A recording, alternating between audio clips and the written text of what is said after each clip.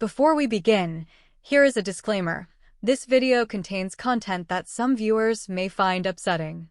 Viewer discretion is advised.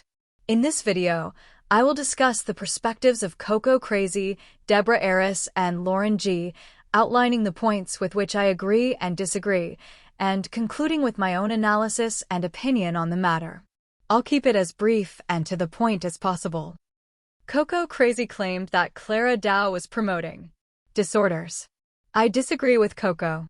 Coco also said that kids will watch her video and develop unhealthy habits. Clara gave a disclaimer at the start of her video. This video isn't for minors, and she was talking about her personal habits.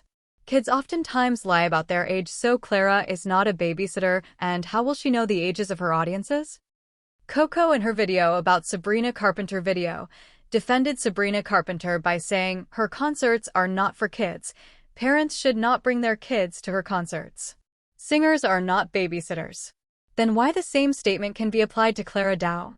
Coco sometimes mispronounces Clara Dao as Clara Dua. In my opinion, I feel like this is a real mistake. Because she's a native English speaker, she is though very familiar with the name Dua Lipa, who's also a very popular pop star in America. So I feel like the slip-up is a real mistake, like in the back of her mind. Subconsciously, she's thinking of Dua Lipa, and during talking, she accidentally says Clara Dua instead of Clara Dao. Lauren G said her pronouncing Clara's name incorrectly multiple times is a sign of microaggression, to which my response is, I am not sure. Maybe or maybe not it is, but as I said, I felt like the slip-up was genuine. Lauren also claims Coco is disrespecting Clara's culture by mispronouncing her name, to which I think this is a very huge reach. I disagree with Lauren G. Just putting it out there, Coco Crazy is American. And people from China don't get along that well with Americans, as I have heard on multiple news outlets, social media, and other platforms.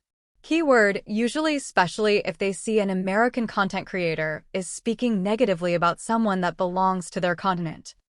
Lauren G's friend claiming that Coco is disrespecting Clara Dao's culture is a subtle sign of microaggression. Lauren G's then brings up topic about scholars that they would also agree that mispronouncing someone's name who has a different ethnicity, especially Asian or African, equals to disrespecting their culture. While a lot of cases this is true. But scholars are people too, just like us. They have feelings, emotions, and their own biases just like us.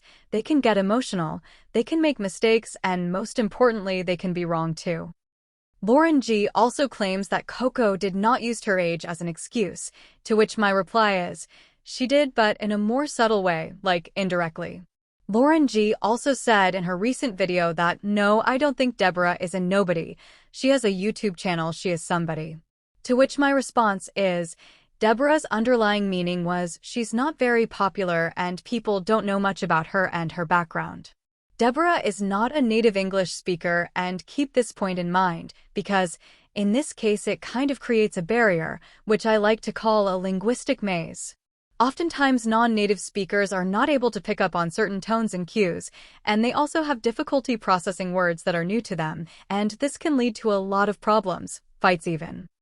Deborah is a very anxious person, rightfully so, as she claimed in her video a few days ago. And yes, I agree with Lauren G's statement. Coco Crazy is a big creator, and it is a possibility that her audiences can attack and harass Deborah, and maybe, keyword, maybe she may or may not intend it to happen.